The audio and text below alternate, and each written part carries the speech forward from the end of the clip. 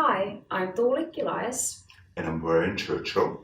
and we would like to share the presentation that we gave at the ISME World Conference in Baku in 2018, titled Masks of Benevolence in Music Education, Crafting a Critique of the Center. Today, we will be discussing ways in which students identified as having special needs might find themselves decentered in music education. Our concern lies with educational practices and the language associated with this, which, although well-intentioned, might actually serve to further marginalize these individuals. As we work to craft a critique of the center, it is important to understand what we mean by this. For instance, we might say that our field is centered through the efforts of practitioners and researchers who have earned credentials that empower them to teach, design curriculum, conduct research, and speak on public policy issues. So in that sense, those of us here at this conference comprise a collective center of our field. But as individuals, we might also feel decentered in music education for various personal reasons. So to be clear, we do not see the center as being a simplistic insider-outsider binary, nor is our critique of the center aimed at individuals or a particular group. Rather, our critique is focused on pervasive discourses that we see working to devalue human differences. In part, we take our cue from Strauss, who asserts that autistic, deaf, blind, and mobility-inflected listeners experience modes of musical apprehension that are just as legitimate as the ways in which so-called normal listeners apprehend music. In fact, Strauss goes so far as to claim that music education is a normalizing enterprise. And it is this pervasive normalization that we see residing at the center of music education that our critique is directed toward. We have developed our critique by drawing upon four main ideas. First, we consider the problematics of labeling students as regular or special. Second, we discuss Sieber's ideology of ability in relation to educational practices. Third, we then consider the issue of performativity, which Butler uses to describe unequal relations of power that lead to the enactment of gender. We suggest that performative parallels exist with disability as well. And fourth, we weave these ideas together in connection with what Lane refers to as the mask of benevolence. And finally, we offer suggestions for finding a way forward. Setting the issue of disability to the side for a moment, we might first reflect upon the experiences of various groups of others whose music historically has been looked down upon. The others located in literature concerned with mainstream music education are usually represented in terms of ethnicity, class, and gender. However, recognizing these various diversities has led to some positive developments for our field in recent years. We have seen the center of music education shift as educators have worked to broaden the scope of their curricula by including more comprehensive materials and enacting more inclusive practices. Nonetheless, in spite of the liberating progress that has been made on this front, we contend that those with disabilities have yet to receive the same kind of recognition afforded to able-bodied, minded others. So first, we acknowledge a growing trend toward inclusivity, or in the case of special needs and formal education, inclusion in music education. Inclusion, in its most literal description, entails both the act of including and the state of being included, a process through which something or someone is included by someone. In general public discourse and policy, inclusion is regarded as the key solution to injustices confronted by marginalized groups of society. However, this view is often accepted without a deeper problematization of the inclusion processes, goals, and consequences. Hence, beyond these structural considerations of inclusion, which nonetheless are significant in the production of policy and the establishment of patterns of interactions within educational institutions and people, other more political and ethical matters regarding inclusion need attention. Our considerations around the complexity of inclusion emanate from the dichotomous understandings of inclusion as an educational principle, especially concerning students labeled in the category of having special needs or disability. While I want to emphasize that disability is not the only identity available for people given such a medicalized assignment, the current inclusion discourses circulate to a great degree around the literature focusing on disability within institutional settings and educational relationships. Turning the focus on different models and understandings on disability might be helpful here. The traditional way of looking at disability has for a long time emphasized disability as a health issue or a personal tragedy. The so-called individual model considers disability as a problem, if not to be cured, at least dependent on professional intervention in terms of rehabilitation, treatment, special educational support, social work, and professional care. It leads disabled people to be assigned with pathologized identities that they cannot escape, and disability continues to reside in the individual within the myriad of social conditions and contexts. Much of the special educational professionalism has been based on the individual model of disability, as it often emphasizes the student's limitations and medical conditions over personal interests, ambitions, and dreams that are not necessarily associated with the person's disability per se. Despite its benevolent intentions, this view situates disabled people under the clinical gaze, and the medical diagnosis overrides the individualized needs of the student in determining her placement in the educational system. Indeed, being dependent and having ambitions are not mutually exclusive. The need to tackle the paradigmatic burden within the special educational field has been addressed, for example, by seeking a middle way, in other words, a platform for a relational model of disability that conforms to the moral impetus for inclusion without trying to make the oppressive side of special education invisible. As an alternative to the individual model, the social model of disability has emerged through the work of disability scholars and activists, making a distinction between disability as impairment and societal disabling barriers. In other words, the social model strongly rejects the idea that disabled people are the problem. Rather, it is the society that fails to serve all its members equally. The social model has gained popularity among disability activists and critical scholars. However, critics have stated that it rejects the intersectionality of the forms of oppression and treats disabled as one homogeneous group, failing to acknowledge the impairment as an important aspect of the individual's lived experience.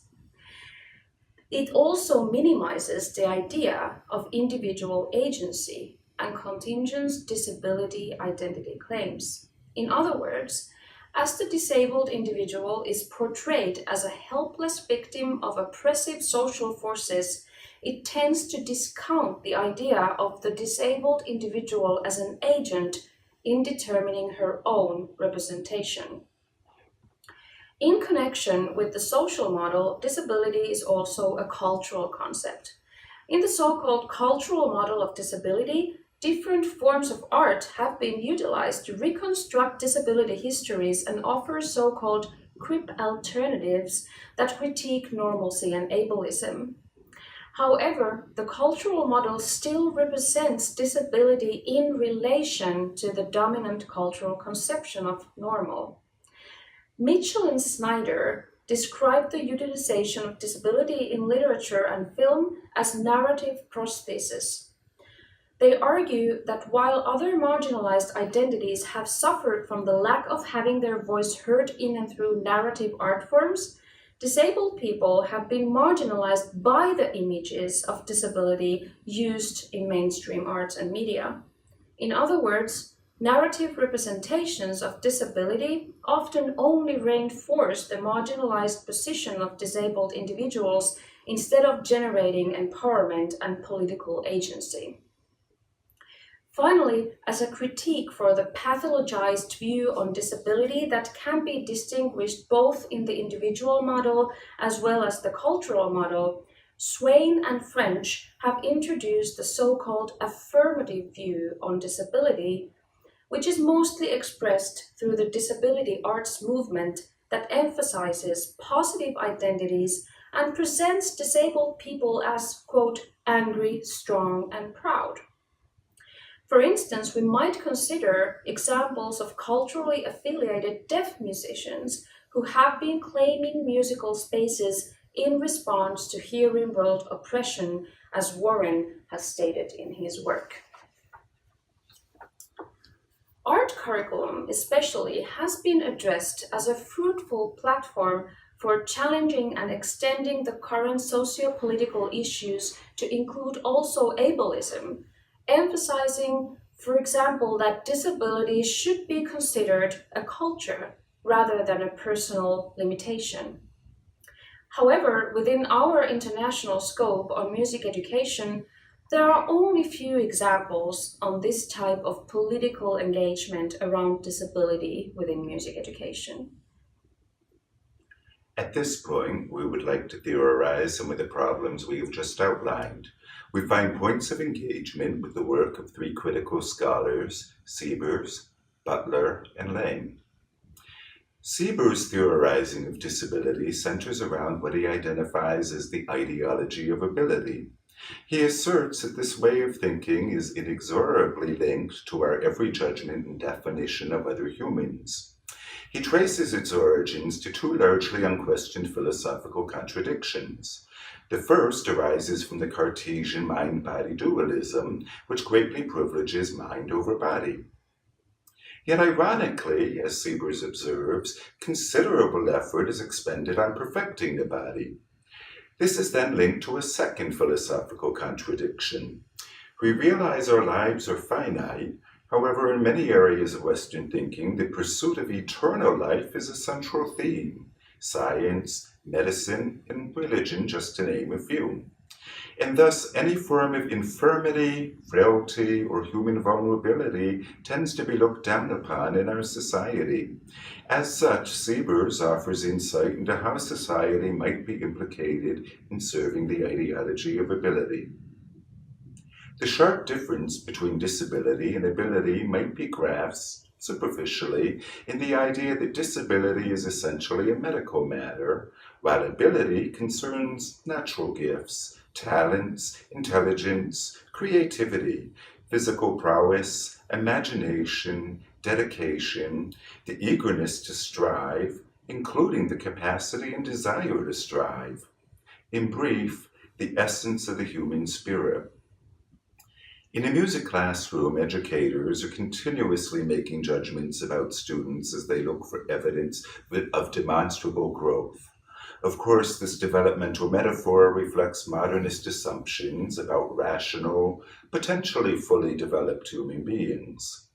Juntunen and Westerlund observe that music education methods serve as meta-narratives, providing an ideological legitimization for pedagogies that produce success, achievement, or other positive attributes.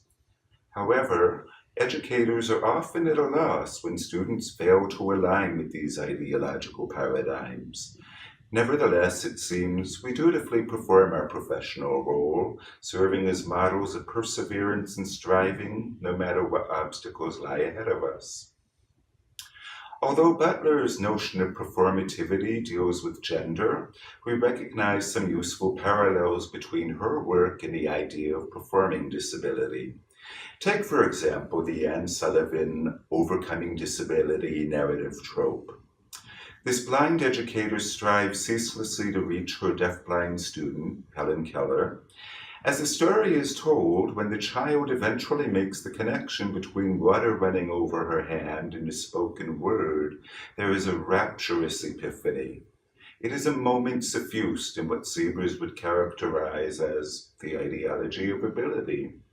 At the same time, this story provides an example of how educators and those with special needs are expected to perform disability. These ideas align with Mitchell and Snyder's concept of narrative prosthesis. Indeed, the representation of disability not only presents the disabled person as needing to be saved, but it casts the able-bodied educator into performing the role of savior. This idea of the educator as a ceaseless caretaker and nurturer seems to touch upon some of the gender performance issues that Butler raises. Traditionally, such roles have been associated with women. Drawing a gender performative counterpoint, those with disabling conditions are attended to under the auspices of the presumably male physician and the medical establishment. And finally, our critique of the center of music education rests upon how these various ideas relate to what Lane refers to as the mask of benevolence. This idea refers to efforts by professionals to provide services that are supposedly intended to help disempowered individuals, but viewed more critically, such efforts actually serve to maintain the so-called problems that they're intended to solve. More specifically, Lane's work concerns what he sees as the hearing world's systematic disabling of the deaf community. In his view, deaf people, with a capital D, are members of a linguistic minority and are not in need of being cured. Detailing the inner workings of the mask of benevolence, Lane draws our attention to the interdisciplinary enterprise of physicians, speech therapists, and educators who treat deafness as a medical problem to be cured or eradicated. In effect, Lane sees these service providers as receiving a financial benefit for eradicating deaf culture. No doubt there is much room for debate around these issues. But the point of discussing the mask of benevolence is to lead music educators to question their own pedagogical assumptions and engagement with students with special needs. How might we work to affirm diversity and create a more inclusive center of music education? Teacher educators have been advised to lead student teachers in self-reflective dialogue on how they might feel and respond to visible and or invisible disabilities, as well as how they perceive individuals who are differently abled. However, we want to argue that this is not enough to actively prevent cultural reproduction of disabled people as passive recipients of hegemony that is founded on the ambitions of able people. We should consider how to avoid transmitting disability fantasies and exhibitionism in creating new encounterings that should produce positive attitudes towards inclusion and diversity among future music educators. As I have argued in my own work with Heidi Westerlund, music teacher education should move beyond inclusion, as long as inclusion is understood in terms of improving teachers' attitudes and tolerance towards students with special needs. And instead, we should become more politically engaged and anti-ableist. In sum, there is an emerging need for reaching beyond the general discussion of the inclusion of disability regarding individuals and groups of people who are relegated to the categories of special education. This need may be addressed through political knowledge creation and action that goes beyond raising awareness of difference through compilations of narratives without any actual suggestion of a way forward. Our motivation to critique of the center through the performative aspect on disability that we have presented today also stems from our own experiences on how, in music education, disability is made invisible by those in the center. Many times, we have experienced how it is put aside in the special section of curricula and pedagogical practices, in the last chapters of handbooks, and in the inconspicuous conference sessions. Furthermore, while there are established subcategories and special interest groups around special music education and therapy, disability per se is not considered as a topic that is useful, important, or interesting for everyone in the field. In other words, the ableist Center of Music Education is only making room for disability on their own terms without giving up their centered position. Hence, we hope to draw critical attention on how we might perceive the invisible and marginalized voices in music education as different from us without giving up our own centered positions, and instead find alternative ways to look at inclusion as sporadic, complex, constantly negotiated, and ongoing process. Thank you. Thank you.